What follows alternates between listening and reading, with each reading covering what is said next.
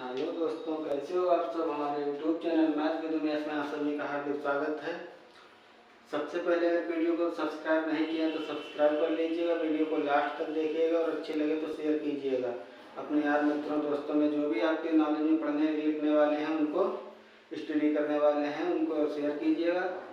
Video बहुत ही interesting होने वाली है और हमारी सभी पूरी क्लासों में आपको चैप्टर वाइज मैथ और रीजनिंग मिलेगी। इसके बाद हम आपको हिंदी करवाएंगे, इसलिए हमसे जुड़िएगा, जुड़े रहिएगा। और ठीक है, आज हम 23 अगस्त 2024 को जो सेकेंड मीटिंग में एग्ज़ाम हुआ था उसकी रीजनिंग करवाएंगे। आपको एक एक टिप्स समझाएंगे किस तरीके से क्या आंसर आता है। ठीक है, चलिए देखते हैं। पहला क्वेश्चन आपके सामने दे रखा है। रानी पश्चिम की ओर 20 किलोमीटर चली, फिर बाईं ओर मुड़ी और 20 किलोमीटर चली। वह फिर बाईं ओर मुड़ी और 20 किलोमीटर चली। वह अपने बाईं ओर 45 डिग्री घूम गई और सीधे चली। अब वह किस दिशा में चल रही है? देखो, एक बार बाईं ओर, दो बार बाईं ओर, तीन बार बाईं ओर घूम रही है। किस दिशा में चली थी? पहले तो आपको दिशाओं का ज्ञान होना चाहिए। ये सेंटर रहता है तो इधर नॉर्थ मतलब उत्तर रहता है, इधर ईस्ट मतलब पश्चिम रहता है, इधर साउथ मतलब दक्षिण रहता है, इधर वेस्ट मतलब पश्चिम रहता है। ठीक है, ईस्ट मतलब पूर्व रहता है। ठीक है, समझ में आ रहा होगा आपको। इसी आधार, ये समझ गए हैं तो इसको मिटाकर हम इसी आधार पर चला देते हैं। कोई व्यक्ति यहाँ खड़ा है, पश्चिम की ओर चला तो यहाँ जाएगा। इसने कहा पश्चिम की ओर 20 किलोमीटर। ठीक है, 20 किलोमीटर चला दिया मैंने। अब बाएं ओर कोई व्यक्ति पश्चिम की ओर जा रहा है, इसका बायां इधर होगा, दायां उधर होगा। इसको बाईं ओर चलाएंगे तो नीचे घूमेगा, 20 किलोमीटर यहाँ चल गई। फिर बाईं ओर घूमेगा तो ये इधर चल जाएगा 20 किलोमीटर को। एक बार घूम गया, दो बार घूम गया, तीसरी बार 45 डिग्री घूमेगा। ऊपर घूमता 90, इधर जाता तो सीधे 45 घूमने का मतलब इधर जाएगा ना इधर जाएगा, यहाँ सीधे जाएगा, है ना। अब इसका सेंटर क्या हुआ? ये सेंटर हुआ, इधर पूरब है, उधर उत्तर है। जा किधर को रहा है? उधर, इधर को। ना ही पूरब ना ही उत्तर, मतलब दोनों दिशाओं में जा रहा है तो यही हमारा उत्तर हो जाएगा। उत्तर और पूरब। समझ में आया आपको? दोनों दिशाओं की तरफ जा रहा है मुख्य बिंदु करके, जिधर को सूर्य निकलते हैं। तो ऑप्शन ये सही हो जाएगा। समझ में आ गया होगा। पश्चिम दक्षिण पूरब, पूरब से फिर ऊपर को, ना ही पूरा ऊपर को हुआ ना ही सीधे जा रहा है पूरब को, दोनों दिशाओं में जा रहा है तो दोनों दिशाओं का आंसर हो जाएगा। समझ गए होंगे? ठीक है, अच्छे से। चलिए देखते हैं दूसरा क्वेश्चन। दूसरा क्वेश्चन दे रखा है। दिए गए विकल्पों में से वह युग्म ज्ञात कीजिए जो दिए गए युग्म के समान हो। युग्म दिया गया है प्रक्षेप पे डैश प्रक्षेप पथ, ये एक जैसा ही है। जैसे ये डैश लगा, ये लगा है, और यहाँ पर ये जो दो चिन्हों के बीच समायोजक चिन्ह लगाते हैं वो लगा है। ठीक है, प्रक्षेप कहाँ चलता है? प्रक्षेप पथ में। तो जहाज समुद्र में चलता है, ना कि समुद्री मील में। आपका समुद्री मील जो दे रखा है यहाँ नॉर्थ से है, उसकी दूरी तय करने की क्या कहते हैं, इकाई है। ठीक है, ये नहीं होगा। हवाई जहाज कहाँ? आसमान में उड़ता है, उसकी एक मार्ग होता है, लेकिन ये जमीनी मार्ग दे रखा है, सड़क जैसे होता है उस तरीके से, ये भी नहीं होगा और ये तो नहीं होगा। टूटता हुआ तारा वातावरण नहीं, बहुत ऊपर रहता है, ये भी नहीं होगा। उपग्रह हमेशा अपनी कक्षा में रहता है, घूमता रहता है, यही आंसर हो जाएगा। ठीक है, समझ में आ रहा है? उपग्रह अपनी कक्षा में हमेशा घूमता रहता है, उसकी एक कक्षा होती है, वो मार्ग होता है, उसको हम कक्षा कहते हैं, उसी में घूमता रहता है उपग्रह।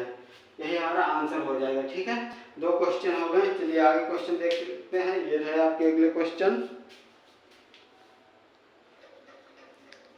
ये रहे आपके सामने अगले क्वेश्चन। इसमें पहला क्वेश्चन फैसला तो दो करवा चुके हैं। तीसरा क्वेश्चन है विषम युग्म ज्ञात कीजिए। विषम युग्म मतलब जोड़ा ज्ञात कीजिए। कछुआ का कुर्म यानी टर्टल कहा है, कुत्ता का पिल्ला कहा है, गाय का बछड़ा कहा है, भेड़ का मेमना कहा है। इसमें विषम की बात कही है। देखो, विषम दो तरीके से हैं। एक तो कुत्ते के बच्चे को पिल्ला कहते हैं, गाय के बच्चे को बछड़ा कहते हैं, भेड़ के बच्चे को मेमना कहते हैं। ठीक है, वहीं कछुए के बच्चे को हैचलिंग कहते हैं, यहाँ कुर्म दे रखा है। एक तो इस तरीके से विषम हो गया। दूसरा ये क्या कहते हैं, जलीय जीव है, और ये क्या कहते हैं, चार पैर वाले पालने वाले पशु हैं, इनको पाला जाता है। ठीक है, तो हर तरीके से यही विषम हो रहा है तो यही आंसर हो जाएगा। ठीक है, अच्छे से समझ में आ रहा होगा। दूसरा चौथा क्वेश्चन दे रखा है। एक परिवार में 5 सदस्य हैं, पी क्यू आर एस और टी। पी और क्यू विवाहित जोड़ा है, क्यू महिला सदस्य है, पी आर का इकलौता बेटा है जिसकी इकलौती बेटी एस है, टी एस की माँ है, क्यू टी से कैसे संबंधित है, बेटी सास भाभी बहू। देखो यहाँ पर पहले तो जो हमसे कहा जाएगा भाई पी और क्यू विभाज्य जुड़े हैं तो बराबर में लिख लेते हैं पी और क्यू। इसमें क्यू महिला है मतलब ये पत्नी होगी, ये पति होगा। क्लियर। इसके बाद कहा है पी आर का इकलौता बेटा, ये किसका बेटा है, आर का। जो पी बेटा है तो इसको नीचे रखेंगे, आर को ऊपर ले जाएंगे। इसने इसके बाद कहा है जिसकी इकलौती बेटी, जिसकी लगता है वो दूसरे वाले शब्द के साथ लगता है, मतलब आर की बेटी कौन है, यस है। ये कहा है जिसकी इकलौती बेटी यस है, ये इकलौती बेटी हो गई, ये बेटा हो गया। ठीक है, ये भाई बहन हो गए, इसके ही दोनों बच्चे हैं, ये पुत्र है ये पुत्री, तो भाई बहन हो गए। ये इसकी पत्नी है मतलब इसकी बहू है। अब इसने आगे कहा है टी एस की माँ है, टी एस की माँ है, समझने की कोशिश कीजिएगा। यहाँ पर टी एस की माँ तो पी की भी माँ होगी, ये भाई बहन है। जब इसकी माँ होगी तो इसकी बहू की मतलब इसकी वाइफ मतलब पत्नी की माँ को, पत्नी की कौन लगेगी, पति की माँ हमेशा सास होती है, सास के लिए क्या होगी। इसने कहा है क्यू टी से कैसे संबंधित है, मतलब टी से इसका क्या रिश्ता है, टी की कौन है, ये बहू है, तो यही आंसर हो जाएगा। ठीक है, समझ में आ रहा होगा आपको। क्यू कौन है, टी से कैसे संबंधित है, बहू है टी से संबंधित, ये आंसर हो जाएगा। ठीक है, चलिए अगला क्वेश्चन देखते हैं। नीचे दी गई श्रृंखला के अनुसार प्रश्न का उत्तर दीजिए। यहाँ क्रम दे रखा है कुछ शब्दों का। दी गई व्यवस्था में कौन से दो पड़ोसी क्रममाला क्रम में से सबसे दूर है। देखो एक तो हम इसमें पहले ढूंढ रहे कौन कौन से हैं, उसमें टाइम वेस्ट ना करके हम ऑप्शन देखते हैं। यू 21 नंबर पर है, एफ 6 नंबर पर, कितने का 15 का अंतर है। ठीक है, बी 2 नंबर पर है, क्यू 17 नंबर पर है, कितने का 15 का अंतर है। डी 4 पर है और बाई 25 पर है, कितने का है 21 का अंतर है। बी 22 पर है और ई 5 पर है, कितने का है 17 का। सबसे ज्यादा अंतर किसके बीच है, इन दोनों के बीच, यही सबसे ज्यादा दूर होंगे। यही तो कहा सबसे क्रम में सबसे दूर है, तो डी और बी, ये आंसर सही हो जाएगा। क्लियर।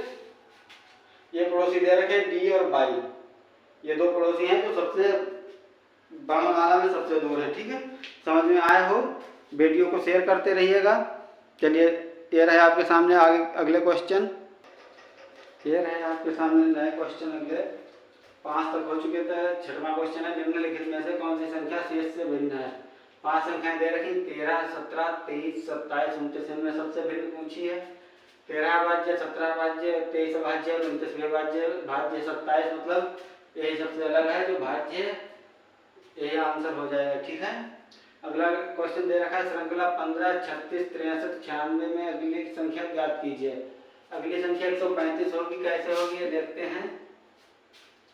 देखो यहाँ पर 21 का अंतर है ना, उसके बाद फिर 27, फिर 33, 21 में 6 जुड़े, 6 इसमें जुड़े और 6 इसमें जोड़ोगे तो यहाँ पर 39 जोड़ के लाओगे 135 आ जाएगा। ठीक है, 23 में 6 जोड़े 39, मतलब 96 में 39 जोड़ेंगे 135 संख्या हो जाएगी। इस तरीके से समझ में आ रहा होगा आपको। 8वां क्वेश्चन दे रखा है x y के पूरब में है, जो p के पूरब में है, z y के उत्तर पश्चिम में है, z की किस दिशा में p है, ये ज्ञात करना है। देखो दिशाएं आपको ज्ञात होनी चाहिए, इसका यहाँ पर हल करेंगे। पहले कहा है y जो है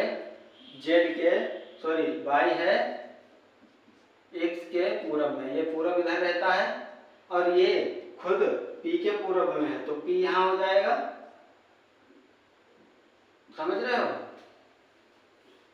y x के पूरब में है मतलब x y के पश्चिम में हो जाएगा। p के पूरब में x है, इसके पूरब हो रहा है। z y के उत्तर पश्चिम में, z y के उत्तर और पश्चिम में, z उत्तर इधर होगा पश्चिम इधर होगा, मतलब z यहाँ कहीं पर है। ठीक है, समझ रहे हो। अब ये पूछ रहा है z की किस दिशा में p है, z की किस दिशा में है, इधर तो पश्चिम है, पश्चिम है और इधर दक्षिण है, तो यही हो जाएगा पश्चिम और दक्षिण आंसर हो जाएगा हमारा। ठीक है, इसमें मतलब ऑप्शन ए वाला। समझ गए होंगे आप। जेड के बिठा दिया मैंने सब, चाहे तो रिवाइज करके वीडियो देख लीजिएगा, अच्छे से समझ में आ जाएगा। सभी अच्छे से बिठाए हैं। ये रहे आपके अगले क्वेश्चन। ये रहे आपके सामने अगले क्वेश्चन। दिए गए प्रश्न में चिन्ह समानुपात के बाईं ओर अक्षरों के दो सेट हैं जो किसी तरह से जुड़े हैं। अक्षरों के तीसरे सेट और उसके अंदर 4 विकल्पों में से एक के बीच भी यही संबंध बनता है। सही विकल्प ज्ञात कीजिए। यहाँ दे रखा है 18 120 का रेट, 18 91 47 19 का हमको ज्ञात करना है। देखो 18 120 का 18 नंबर पर आर आता है, 1 नंबर पे ए आता है, 20 नंबर पे टी आता है। मतलब जिस संख्या पर, जिस क्रम पर संख्या, सॉरी क्या कहना चाहते हैं, जिस स्थान पर अक्षर हैं वही संख्या दे रखी है। ठीक है, तो 18 पर तो आर हो जाएगा आपका, 9 पर आई हो जाएगी, उसके बाद 14 पर एन हो जाएगा, 14 के बाद 7 है, 7 पर क्या होता है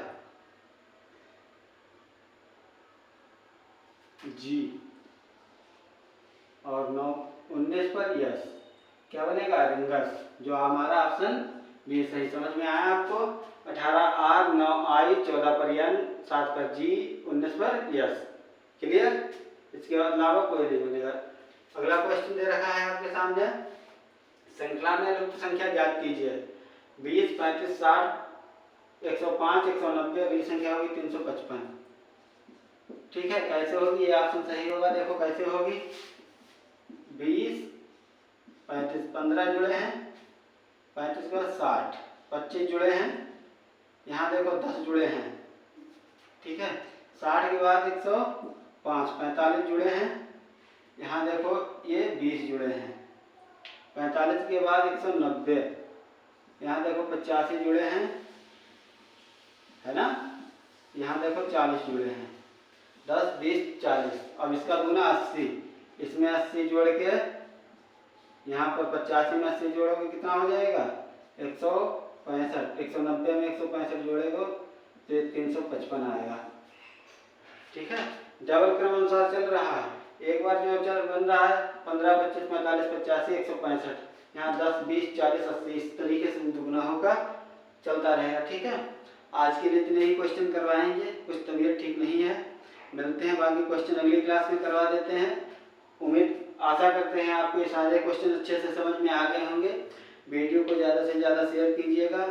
मिलेंगे अगली क्लास में हैं। सब्सक्राइब नहीं किए तो सब्सक्राइब कर लीजिएगा। ऐसे ही सभी पूरी वीडियो मतलब पूरे चैनल पर आपको मैथ, रीजनिंग और हिंदी चैप्टर वाइज क्लियर करवाएंगे आपको।